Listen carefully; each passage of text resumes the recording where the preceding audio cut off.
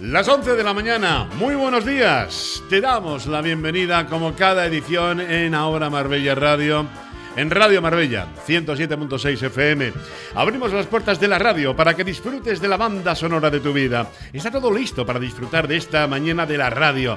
Sintoniza, relájate y deja que nuestra programación te acompañe a lo largo de este día. Bueno, cada mañana nos unimos a nuestra audiencia fiel para ofrecer 2 horas de radio en directo que emocionan y entretienen.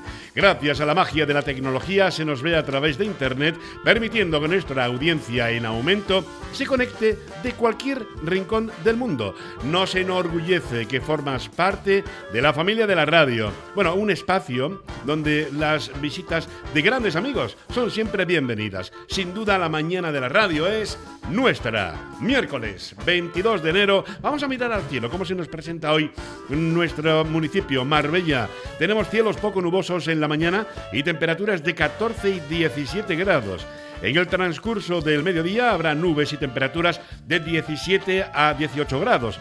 Durante la tarde, Marbella, cielos cubiertos con valores de 15 y 17 grados. Ya en la noche, cielos con pocos claros, con temperaturas alrededor de los 15 grados. Vientos suaves del norte con velocidades de hasta 8 kilómetros hora. Ya lo están viendo en la cámara del exterior que tenemos en el estudio y en el plató de Ahora Marbella Radio. Tenemos un día un poquito gris, donde pues nos están visitando algunas nubes. Ese es el exterior y la guisa con la que se nos presenta hoy el día del miércoles en Marbella.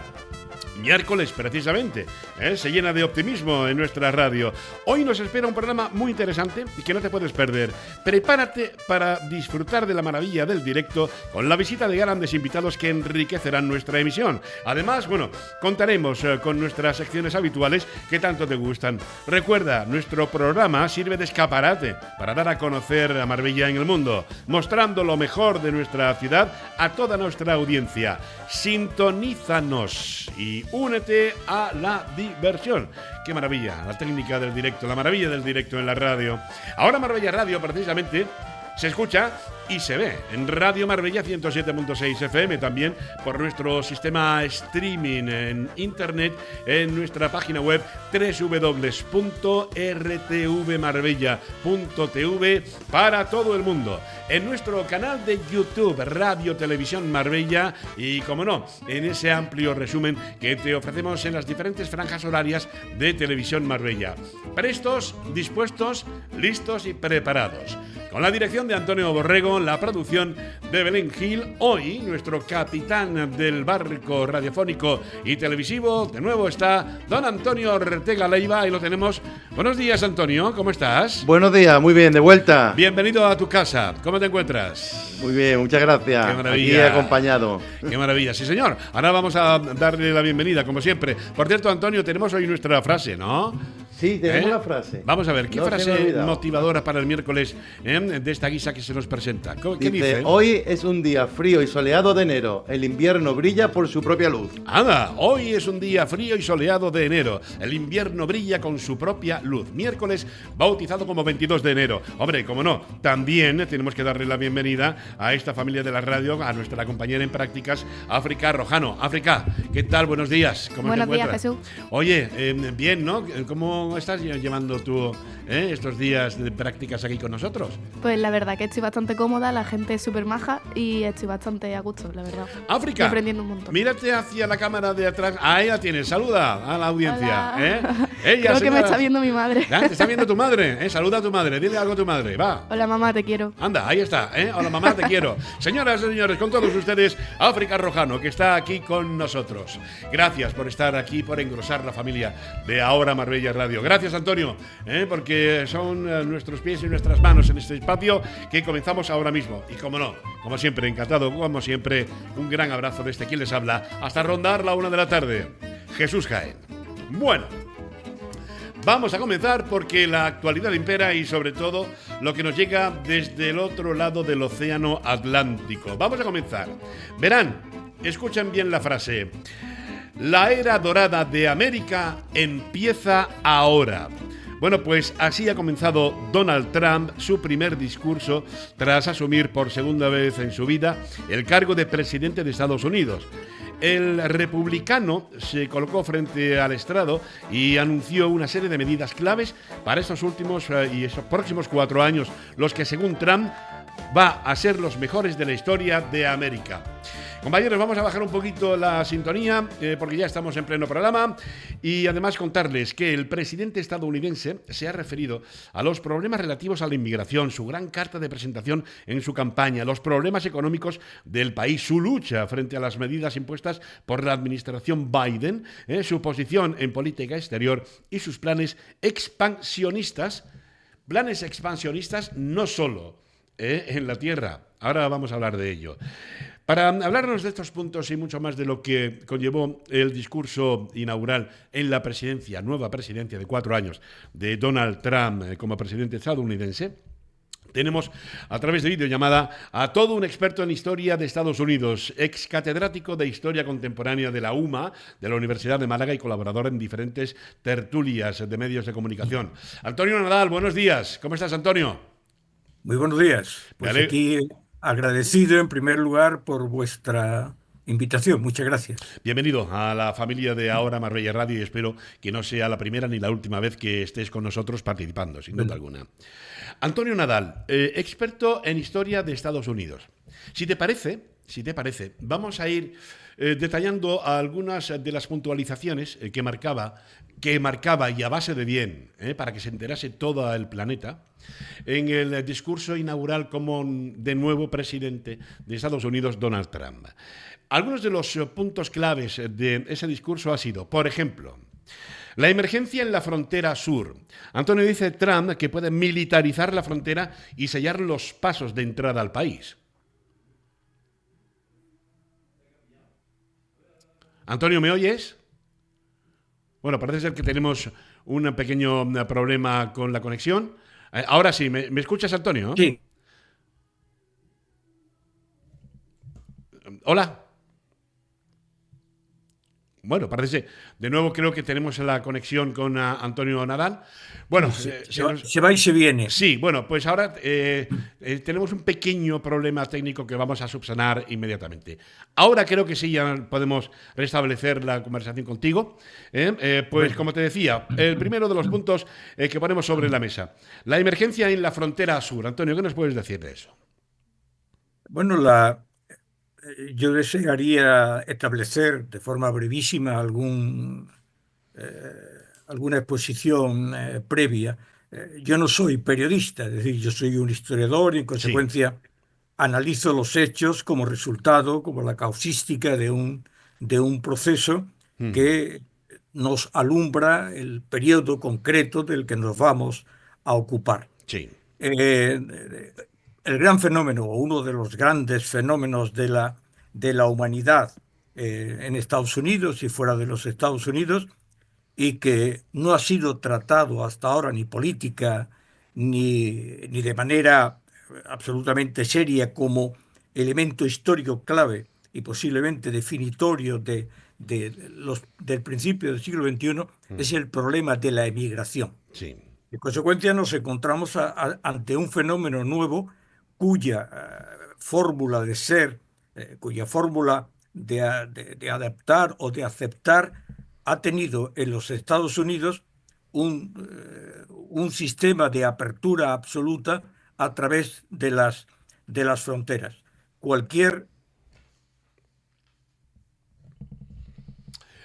Parece ser que estamos teniendo bastantes problemas técnicos con respecto a la conexión que tenemos ahora con Antonio Nadal, con algo que realmente nos atañe a todo el planeta en el momento en el que se asigna y que es declarado como presidente de Estados Unidos Donald Trump.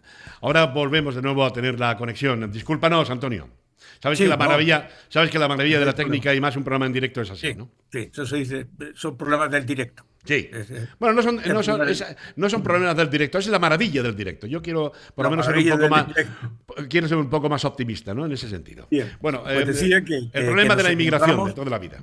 No, nos encontramos ante un problema que debe ser inevitablemente abordado, y las decisiones de la política americana desde prácticamente desde Reagan y posteriormente Clinton, y todos ha sido el control. Han sido los demócratas quienes construyeron el muro. Fue el último presidente demócrata, Biden, el que Ujú. eh, lanzó fuera de los Estados Unidos a 4 millones de migrantes ilegales. Es decir, nos hallamos ante un problema que se ha magnificado como elemento de ruptura contra Trump, pero que es una particularidad de los Estados Unidos, tanto por el norte de los Estados Unidos como desde el sur. En consecuencia, si lo que hace Trump es seguir la política de los antiguos o de los anteriores presidentes americanos, que no ha sido distinta, solo que colocándola como un elemento esencial de las políticas nuevas que se van a plantear en Europa, en parte de Asia, le hace Japón, Tailandia, Ujú. en el Pacífico y en otros lugares. Ujú. O sea que no es nuevo, ¿eh? No hay nada nuevo No, bajo no, el no. sol. No hay nada nuevo No bajo es el sol, nuevo porque Antonio. no puede ser nuevo. Claro. El problema es cuando se determina políticamente que esto constituye no ya una expresión nueva de la realidad histórica, sino un problema. Y entonces el problema debe ser abordado. Y la decisión de Trump de considerar a los cárteles mexicanos y colombianos Sí, como grupos terroristas, ¿no? de grupos terroristas es una decisión, especialmente después de la entrada del fentanilo, que es un drama Eso es terrible. terrible. Es una Terrible. decisión, es una decisión extraordinaria. Y lo digo yo que he estado, y conozco muy bien y he estado y he escrito mucho sobre Colombia.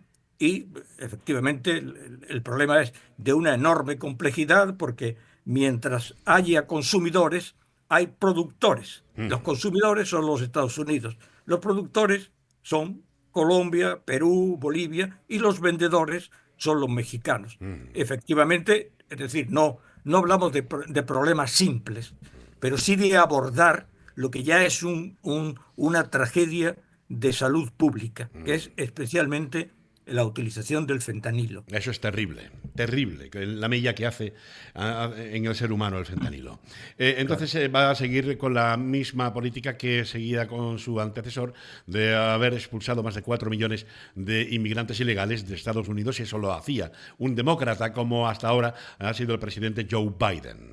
Y lo va a seguir Donald Trump, sin duda alguna. Sin duda. Antonio, otra cosa. Vamos con el tema de las emergencias energéticas, que también hizo mucho hincapié en su discurso. Declara una emergencia nacional energética, por lo que va a ampliar permisos de explotación petrolera. O sea, se puede resumir en una palabra: perforar, perforar, perforar. Sí, perforar. Es decir, hay una derivación que la sociedad ha aceptado de forma crítica y en algunos casos de otra manera, de forma lamentablemente acrítica, que es la desaparición del petróleo, la utilización de los coches eléctricos y la modificación a través de las grandes multinacionales de energías eólicas que, que destruyen prácticamente el medio ambiente, y finalmente el rechazo de la energía nuclear. Rechazar la energía nuclear es una verdadera barbaridad. Es decir, desde el punto de vista estrictamente del consumo, no se puede vivir. Si queremos tener una sociedad como si podíamos renunciar y vivir en los 50 años. Claro. Yo tenía en mi casa una radio y se escuchaba Radio Nacional. Podemos renunciar, pero si no queremos renunciar a la vida, a la vida relativamente aceptable que tenemos en Occidente, pues inevitablemente la energía nuclear es básica. Y luego el mito climático es una de las mayores dictaduras ideológicas en la que nos movemos. Es como el pecado. Es decir, se está luchando contra el pecado. No, no, el pecado existe. Y sobre el pecado se construyó una religión y grandes religiones pero sobre el clima parece que estamos a punto de morir, sobrepasados por una enfermedad en la que la presidenta de lo que se llama Europa reclama que es la mayor revolución de la historia de la humanidad. Se nota que no ha conocido el neolítico, ni la apertura ni la revolución industrial, ni los descubrimientos de América. Es tal barbaridad que si no operamos en el terreno práctico de la realidad, la emergencia climática es, desde mi punto de vista, es un elemento a estudiar, pero no es el elemento clave. Y luego perforar, naturalmente, es que los Estados Unidos son tremendamente ricos en prospecciones petrolíferas. ¿Y por qué no usar? O sea, ¿por qué se acepta de manera inmediata el coche eléctrico? Y no se debate ese tema. No se debate. Pero claro que existe, porque la gente ni tiene dinero, ni la gente va a aceptar inmediatamente poder comprar coches eh, de elevado nivel Sí. económico. Pero el tema climático, a mi entender, es una de las grandes dictaduras del pensamiento woke que nos alarma.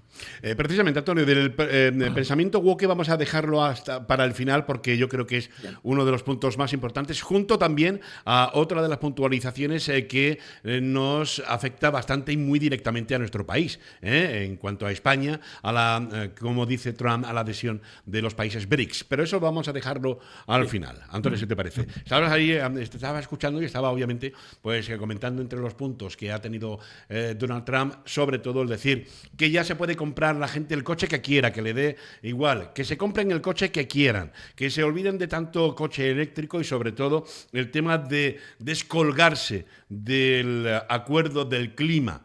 Con respecto a Agenda 2030 y demás.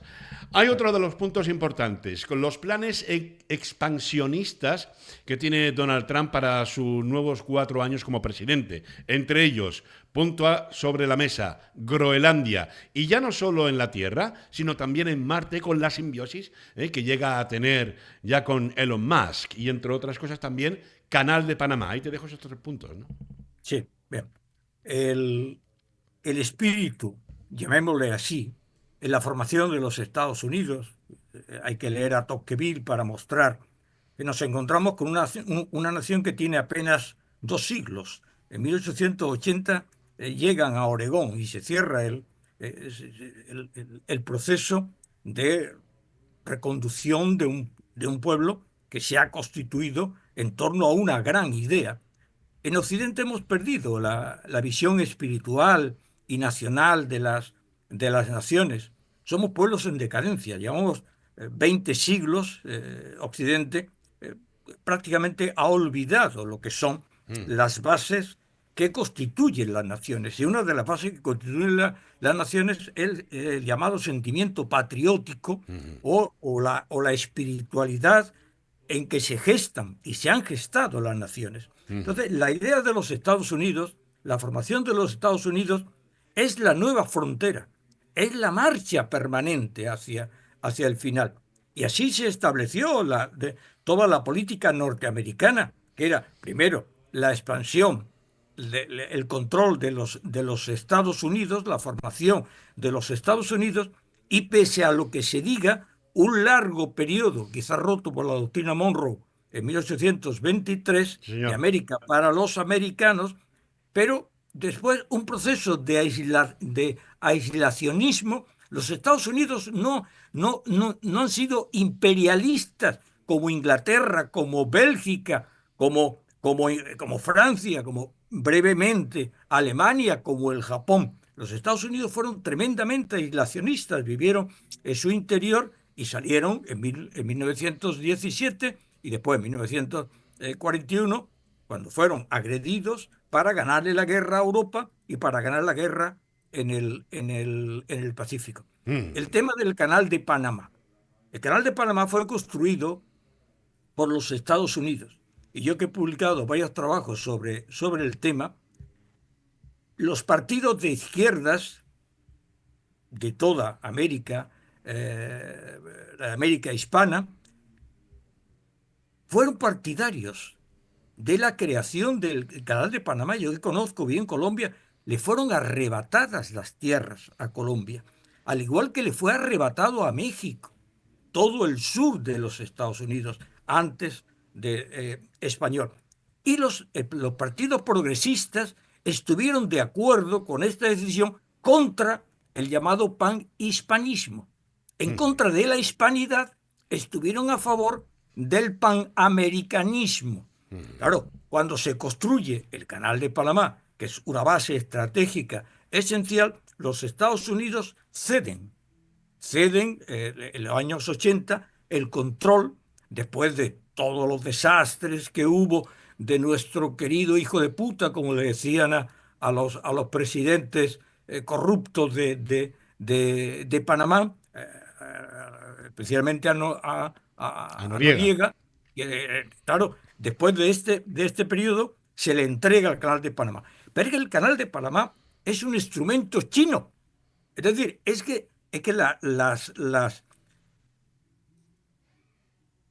la política exterior de los países, al igual que las instituciones, está fundada en la relación de fuerzas. Claro. La sociedad de naciones, ¿en qué estaba fundada? En la hegemonía de Francia, de Francia e Inglaterra. Y fue mantenida por Hitler, porque le interesaba que en las permanentes agresiones y expansiones que hacía Hitler, la sociedad de naciones lo aceptaba, hasta que desapareció. ¿Qué es la ONU? La ONU es una institución absurda en sí misma, mientras exista derecho de veto. Y existe derecho de veto por parte de las grandes potencias. Entonces, los Estados Unidos no quieren fomentar, porque el gran enemigo que tienen los Estados Unidos es China. Yeah. Y entonces lo van a reivindicar. El tema de Groenlandia, creo que es un poco un elemento propio del histrionismo de Trump.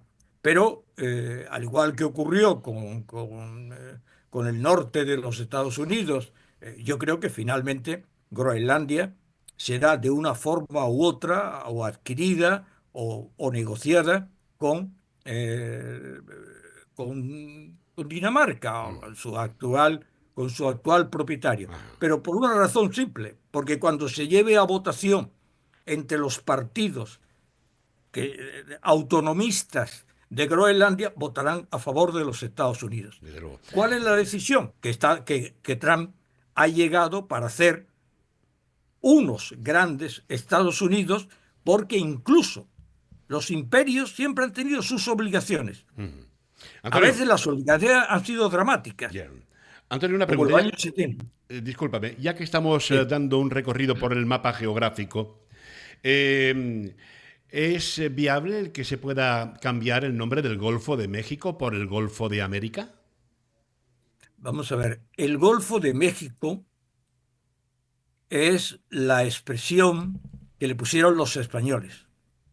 O sea, tenía que haberse llamado el Golfo de Cortés. Vale. Y los españoles, por generosidad a México, pusieron el Golfo De de México. México.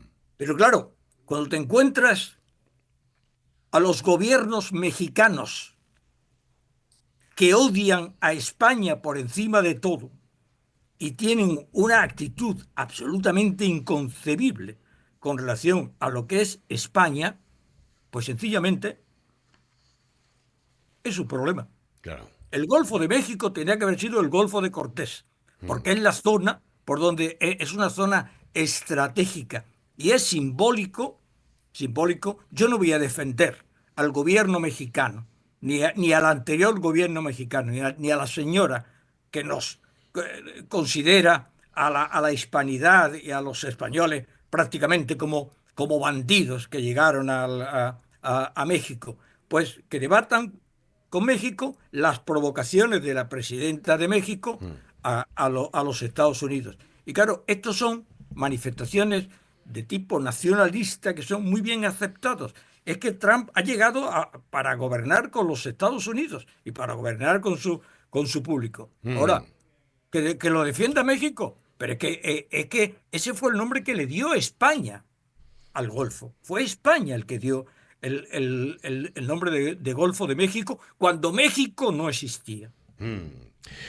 Hay muchos puntos sobre la mesa que quería comentarte con respecto a todo lo que fue y todo lo que ocasionó el discurso del presidente Donald Trump, como de nuevo en su segunda mandato como presidente de los Estados Unidos. Y entre ellos uno de los que dicen que quiero que se me recuerde como un pacificador. Esto quiere decir, pues, con el hecho de su implicación, ¿no?, en la tregua y en la reciente alto el fuego entre Israel y Hamás, ¿no?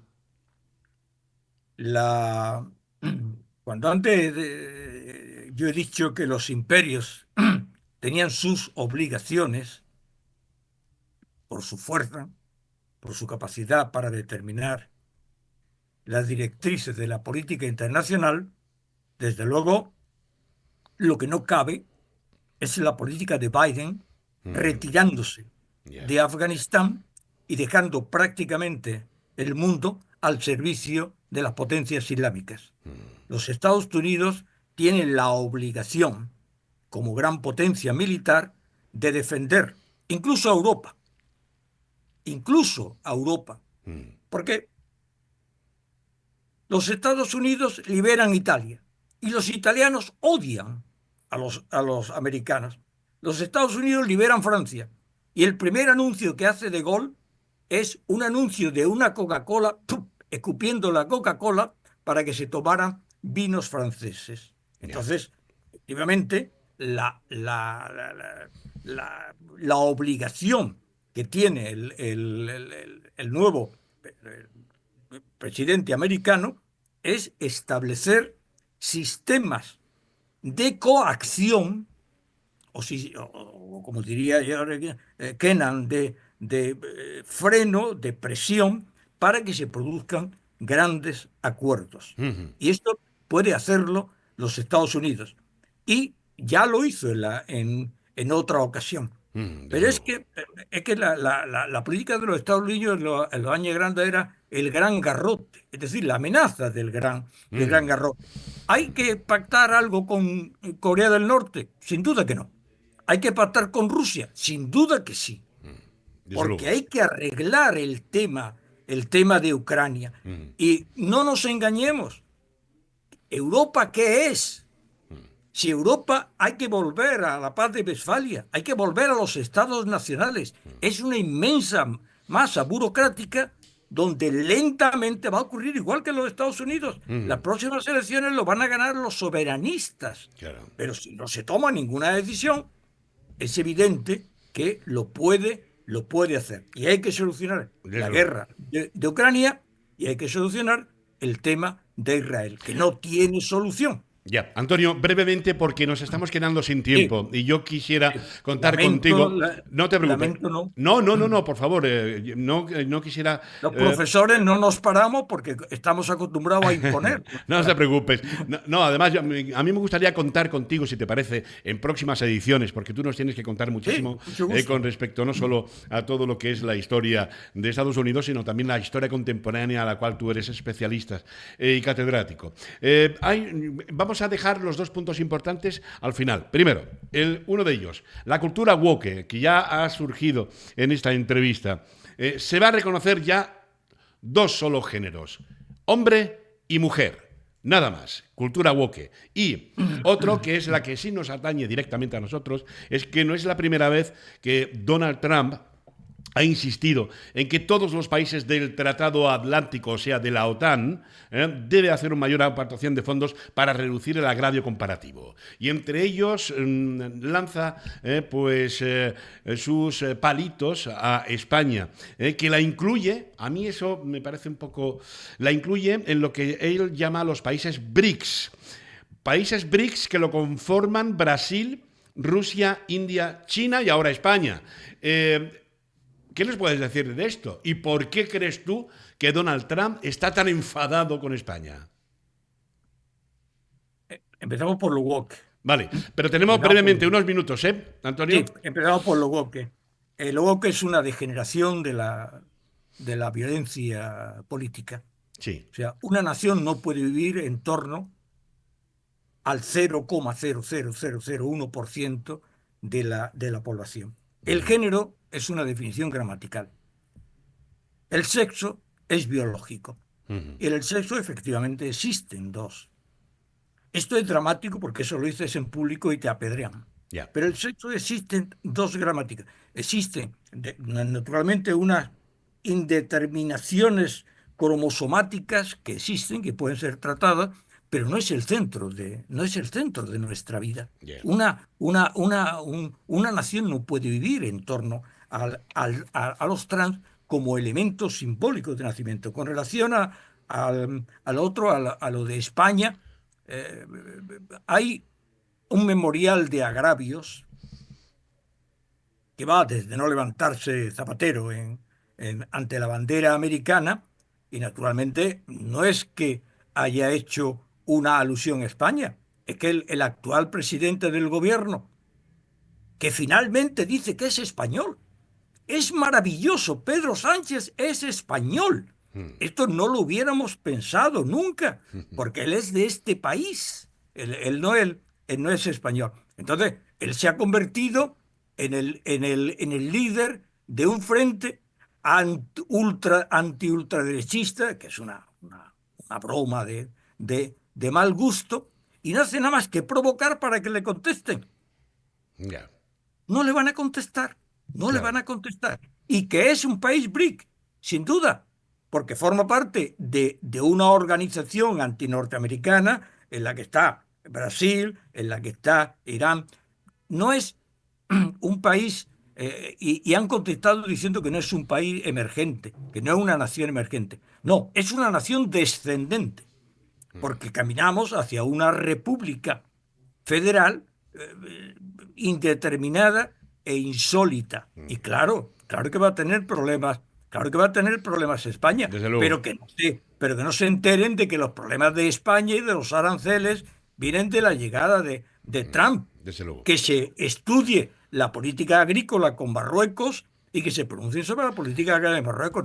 No confundamos los tiros. Desde luego. Antonio, aquí nos vamos a quedar porque Bien. es que no hemos sobrepasado el tiempo, Sí, algo lo que a siento, ti, lo siento. algo que nos agradece, nos encanta que estuvieses en otros próximos programas aquí con nosotros. Por lo menos mucho hemos gusto. puntualizado Soy contigo. un hombre jubilado. Sí, por supuesto. Pues Antonio Nadal, experto en historia de Estados Unidos, ha sido un placer tenerte aquí con nosotros en esta primera Muchas toma de gracias. contacto de Ahora Marbella Radio en la edición del miércoles para que nos contases un poco y que sepamos un poco más algunas de las puntualizaciones del discurso del presidente de Estados Unidos, Donald Trump. Antonio, hasta la próxima. Un abrazo.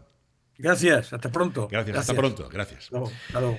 Pues ya lo ven, hemos tenido la oportunidad de desglosar algunas de las puntualizaciones importantes que ofrecía en su discurso inaugural como presidente de los Estados Unidos Donald Trump para los próximos 4 años, y lo hemos tenido desde luego con todo un experto, no podría ser menos experto en historia en Estados Unidos y además ex catedrático de Historia Contemporánea de la Universidad de Málaga, Antonio Nadal, que así está con nosotros.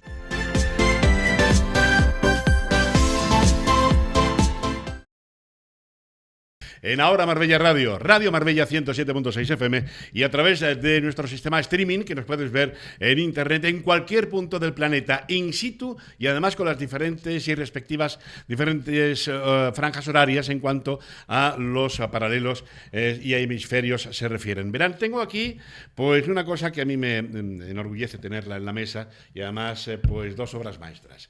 Una de ellas es esta, que es de la que vamos a hablar inmediatamente, y después pues tenemos el nuevo número que sale en febrero de 2025 de La Garbía, una de las revistas de mayor prestigio en cuanto a pensamiento y literatura se refiere y cuyo editor pues lo tenemos aquí, autor también de este libro. Pero déjenme hacer la introducción. Verán,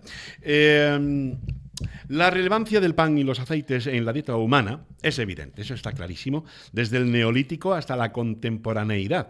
Pues los andalusíes en general y las clases populares en particular se alimentaron en gran parte de harinas mezcladas con agua o algún tipo de grasa, es decir, panes, pastas, sopas, puches, lo que ahora es pucheros, poleadas, gachas y aletrías, entre otras cosas.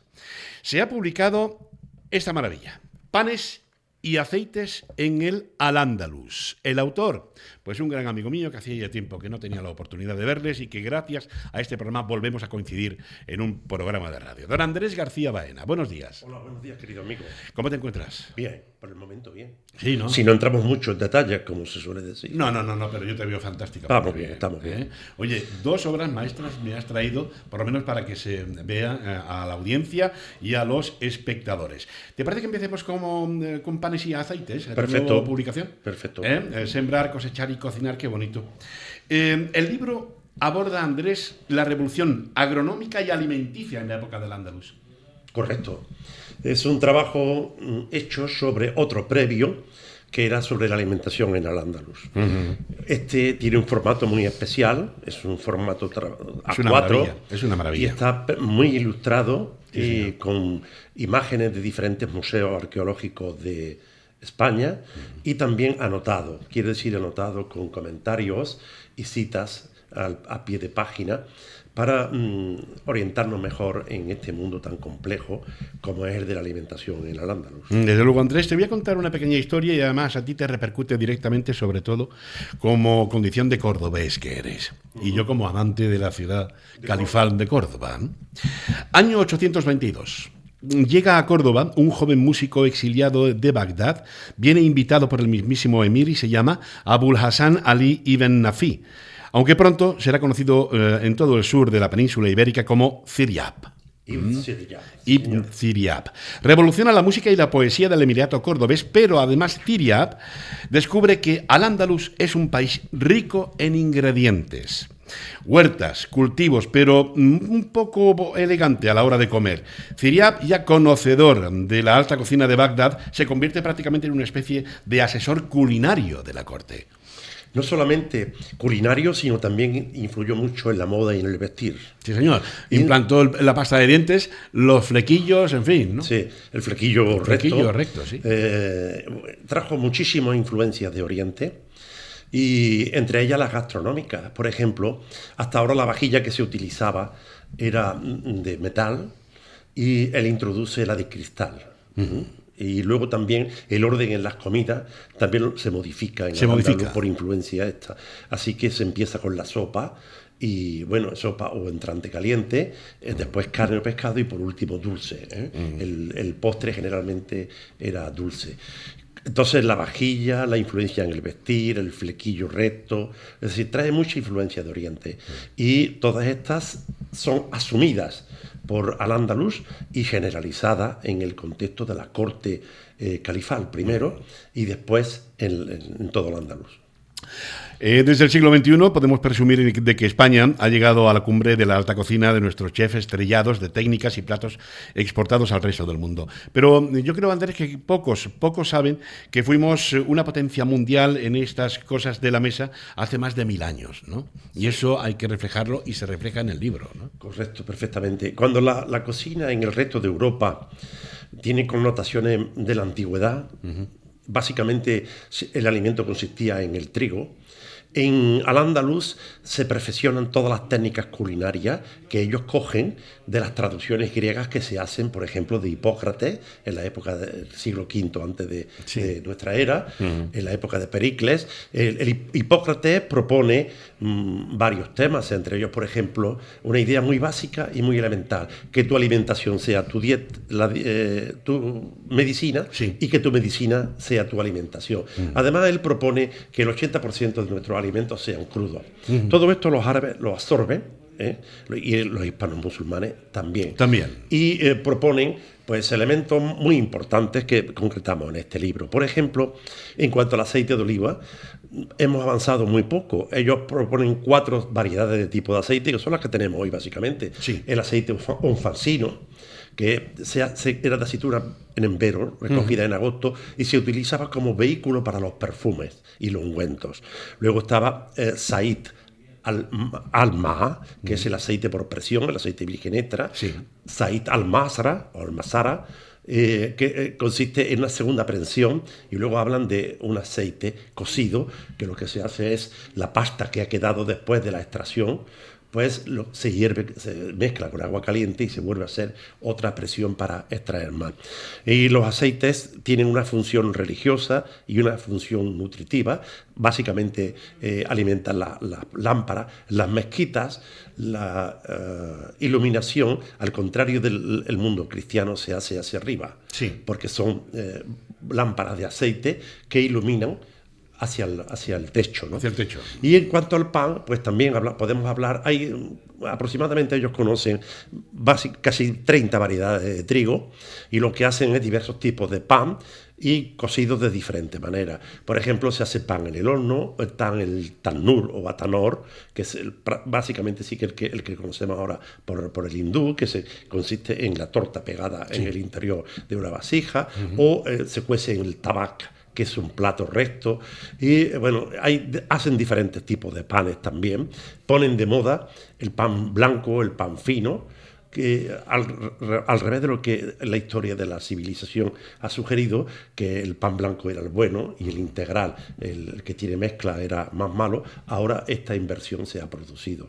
Desde luego, con tu trabajo de investigación en este libro fantástico, Panes y Aceites, en el Al-Ándalus, Sembrar, Cosechar y Cocinar, pues has realizado un recorrido por algunas de las diversas escuelas, ¿no? Incluso para poder alcanzar, como bien decías antes, ¿no?, la salud a través de la alimentación, ¿no? Ellos tenían ahí algunas citas, por ejemplo, que resultan muy curiosas. El libro está lleno de citas y de anécdotas. Cuando dicen, ¿por qué no enferman los pájaros? Porque comen lo suficiente y se mueven continuamente, ¿no? Y ahí dan 2 criterios básicamente para nuestra salud, que es comer no en demasía, y luego moverse mucho. Son criterios que hoy en día aún están muy vigentes. Y en cuanto a sus títulos, Sembrar, Cosechar y Cocinar, es porque en el libro tratamos cómo se siembra y qué se siembra. En el libro tratamos cómo se cosecha, cómo se obtienen los frutos y cómo se cocinan. Y proponemos unas 300 recetas de 2 fuentes que son del siglo XIII, el Kitab al-Tabik y el libro de Ibn Razin al-Tujibi. El Tubiji, perdón. Y que son, a partir de ahí lo que hacemos es actualizar las recetas con ingredientes casi los mismos y revivir recetas de aquella época. Como bien decías, ¿no?, está acompañado de unas ilustraciones absolutamente espectaculares, con una resolución y una calidad absolutamente maravillosas. Les puedo ofrecer aquí... Pertenece a Marbella. En la parte de arriba es para hacer el cuscús, sí, que en el fondo tiene unos agujeros. Unos agujeritos. Sí, y luego abajo a la izquierda, sí, hay lo que podría ser una especie de bacín pequeño. Sí. Esto se encontró en la zona de la Plaza Altamirano. Entonces estos que están en el museo, que están recogidos aquí en Marbella, las incorporamos en esta obra porque nos parecen de una gran calidad. Además, aparte de que tú también incluyes, como bien decíamos, ¿no?, todo lo que era la utilización de los utensilios de aquella época a la hora de la cocina, y sobre todo, como bien decías, ¿no?, ese recetario que has incorporado algunas de las recetas del siglo XIII. Andrés, ¿el arroz era un regalo de los árabes a Europa? Hay un montón de productos que aquí se desconocían y que son incluidos. Entre ellos, numerosos árboles, como pueden ser, muy conocidos ahora mismo, pero que las personas no suelen recordarlo o no suelen conocerlo, son el almencino. Claro. Eso es un árbol que traen ellos. O también la zofaifa, también, pero muchísimos más. Hay una higuera, un higo muy especial, hay muchas variedades de higos, y Al-Ándalus es especial por sus higos y sus pasas.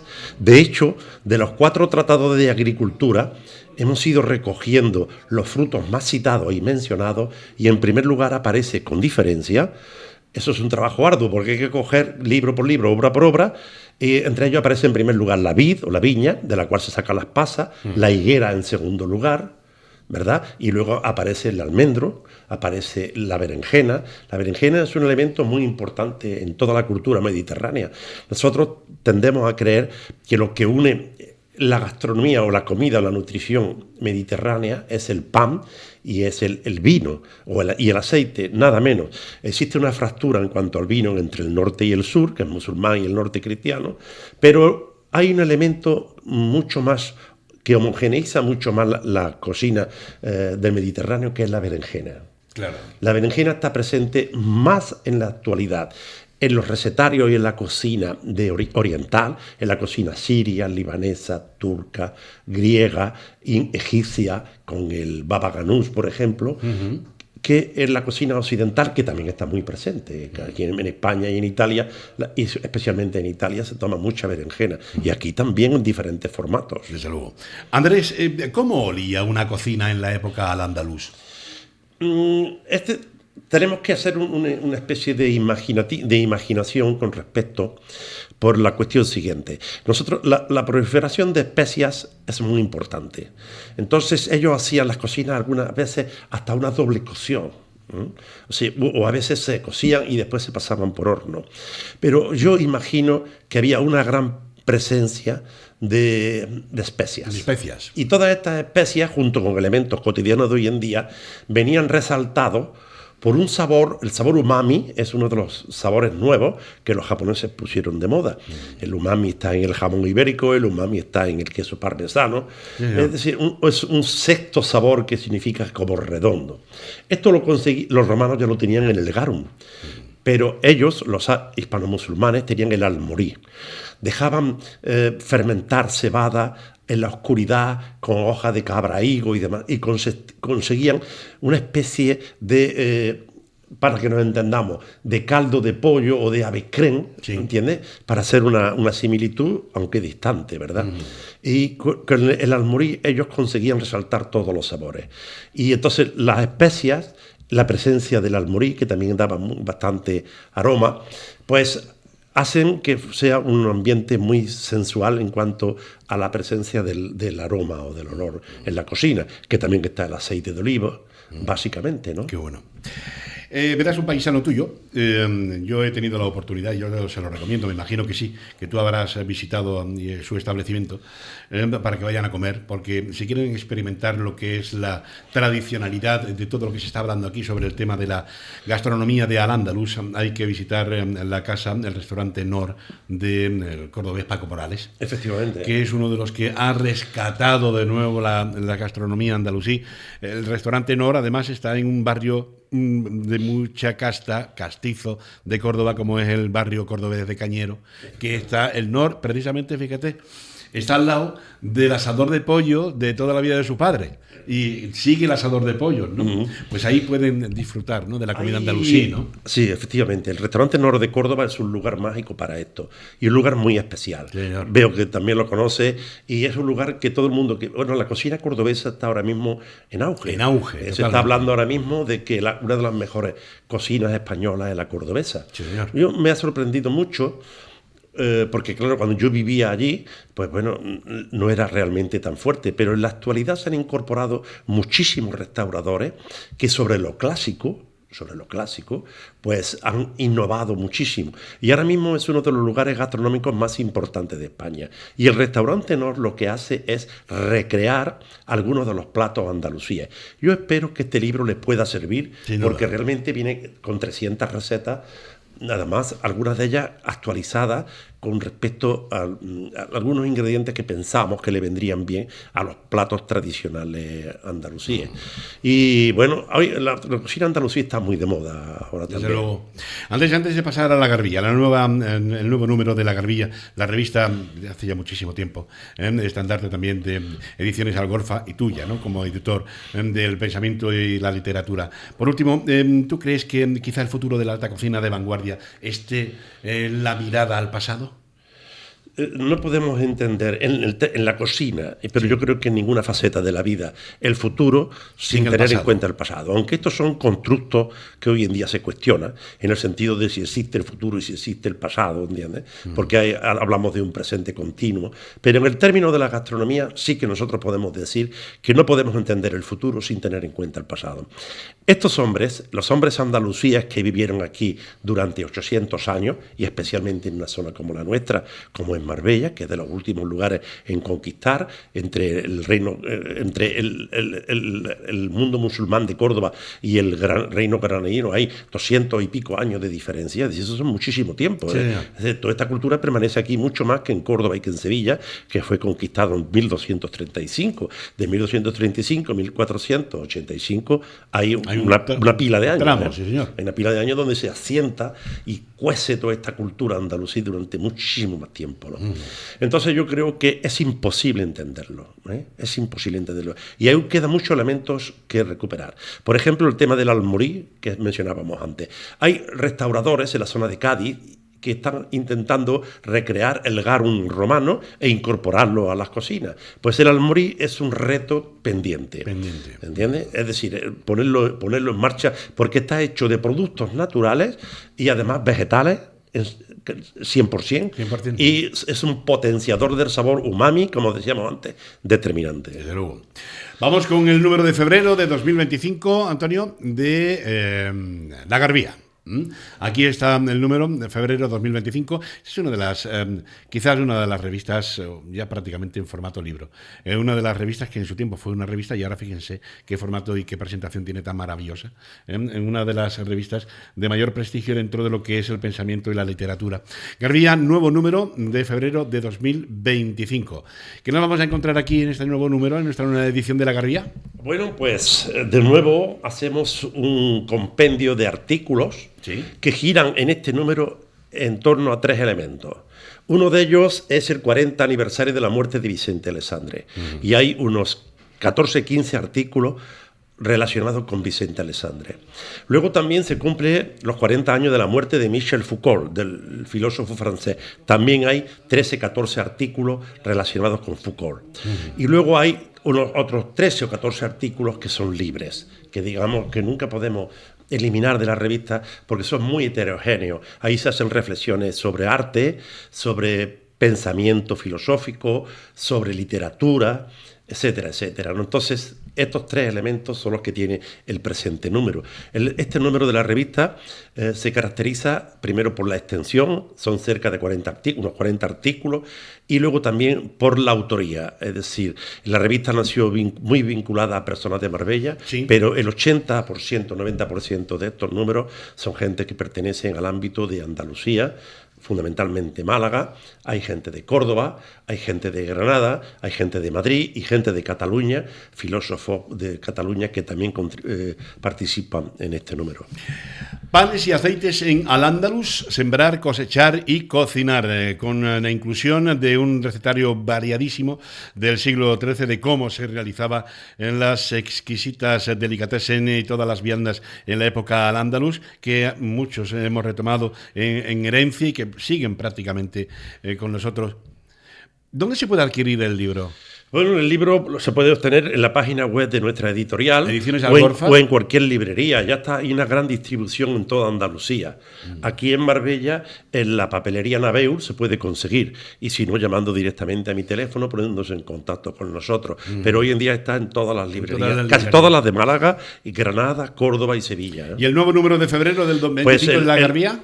Llegó ayer y entonces aún no se ha podido distribuir, pero estará también en las principales librerías de Málaga, de Granada y de Córdoba y Sevilla, y luego aquí pues por los mismos canales en internet se mete La Garbía y ahí aparecen los contactos de la página web. Y luego también hay que recordar que gracias a la Fundación Banús los números estos después de su presentación se cuelgan en internet libre, abierto para todo el mundo, y ahí se pueden consultar absolutamente no solamente este número, sino los 14 anteriores. Los 14 anteriores. Andrés, de verdad que hay mucha gente que no repara, sobre todo el público internacional, que se queda absolutamente anonadado con uno de los momentos del día más exquisitos a la hora de comer, que es nuestro desayuno, el desayuno andaluz, con ese pan, ese aceite y ese poquito de azúcar, ¿no? Y lo que no saben es que eso lleva con nosotros más de 1000 años, ¿no? Muchísimos años. Ahora se están poniendo muy de moda las avenas, que son de origen inglés y cosas así. No entiendo, no lo comprendo, porque un buen pan integral, un pan candeal. Ahora se están haciendo panes muy buenos en España en general. Pero sí, especialmente aquí también. Hay panadería, aquí cerca tenemos una, donde hacen unos panes espectaculares. Y claro, con un buen aceite de oliva. Esto comprende un poco nuestro desayuno diario aquí. Como hace ya 1000 y pico de años, ¿no? Que efectivamente. El mismísimo Abderramán III. Efectivamente. O su mazamorra de toda la vida, ¿no? La mazamorra, eso es uno de los platos. Es un manjar, se nota, ¿no? tu reorientación actual cordobesa, ¿no? Es un salmorejo, pero sin tomate, que es el oriundo de la época de Al-Ándalus. Y con almendra. Lleva almendra, lleva ajo, lleva un poco de pan blanco y agua. Y luego se le pone un poquito de miel. Con miel está exquisito. Con pasas también. Con pasas, por ejemplo. Todos estos elementos. Comentábamos antes el tema de de las variedades de higos que hay, y hay uno de ellos que se trajo en la época de Abderramán I, y que genéticamente ahora mismo, los estudios genéticos que se han hecho, aún se sigue produciendo con una variedad y una calidad exquisita en Málaga, en el norte del Magreb, en la zona de Marruecos e incluso en la zona de Granada, y es el mismo genéticamente. Andrés, a ver si coincidimos tanto aquí en Marbella o en tu tierra cordobesa para disfrutar de esa gastronomía de Al-Ándalus y darnos un homenaje que también nos hace falta. Efectivamente, esto es fundamental, los homenajes. Es fundamental. Vivir sin homenaje no vale. No vale. Andrés García Baena, muchísimas gracias por estar con nosotros. Una vez más. Un placer volver a verte. Igualmente. Ya sabes que esta es tu casa, cuando tú quieras, aquí nos tienes. Me apoderaré de ella cuando pueda. Por favor, por favor. Gracias. Gracias, Andrés, gracias. Hemos llegado al mediodía en la radio.